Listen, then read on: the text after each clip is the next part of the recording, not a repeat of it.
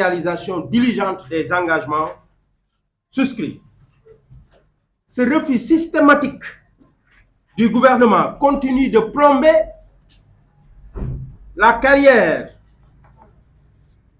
de plusieurs catégories d'enseignants qui avaient fondé un immense espoir sur les 10 accords.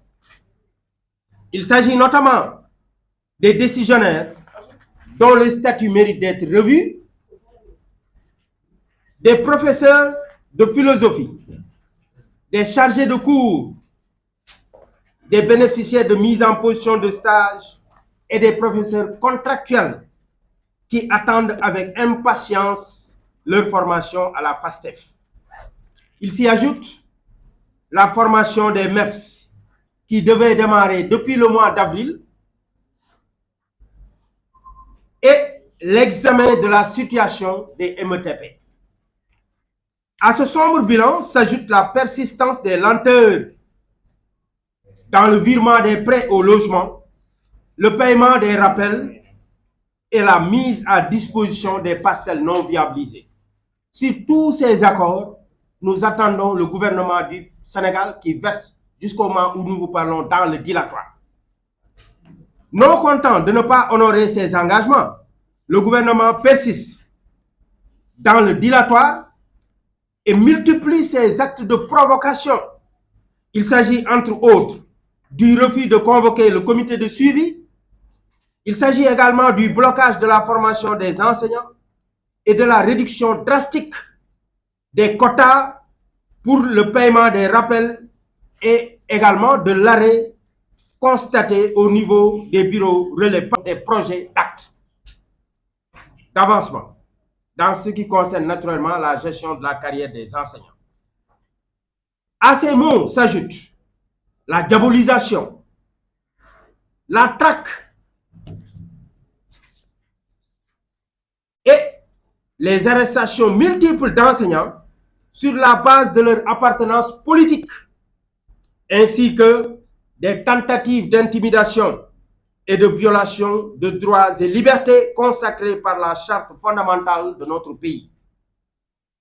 L'illustration la plus évidente de ces dérives des autorités gouvernementales demeure le nombre élevé d'enseignants arrêtés sur la base de motifs fallacieux et qui croupissent présentement dans les geôles.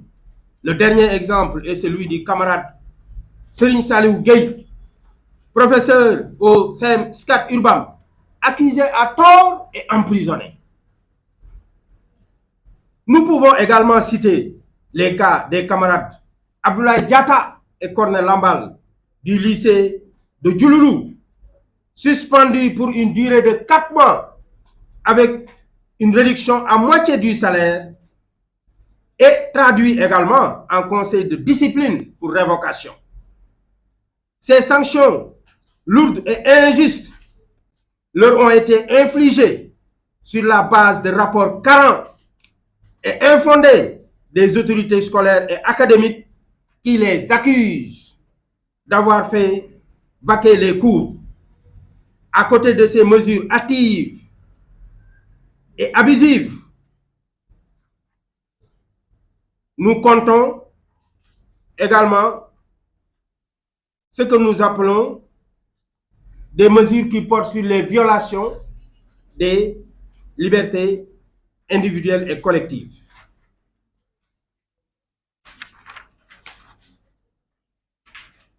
Et nous avons aussi d'autres types de violations récurrentes de la législation du travail, tels que les vols systématiques organisés sur les salaires des enseignants qu'ils veulent assimiler à des retenues alors qu'elles ne le sont pas. Ces retenues, ce ne sont pas des retenues. Parce que la législation en la matière a été violée. Le SAEMS et le CUSEMS condamnent avec la dernière énergie le non-respect des accords, les nombreuses dérives liberticides, ainsi que les sanctions administratives arbitraires prises par les autorités non habilitées à l'encontre d'honnêtes citoyens dans l'exercice de droits et libertés conférés par les lois et règlements en vigueur dans notre pays. Face à cette posture de radicalisation et d'oppression adoptée par le gouvernement du Sénégal.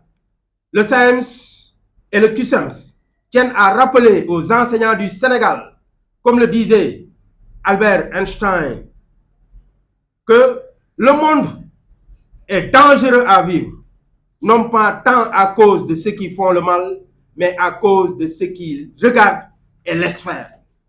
Le SAEMS et le CUSEMS ne laisseront aucun régime détruire ce que la nation sénégalaise a de plus cher, l'école publique sénégalaise.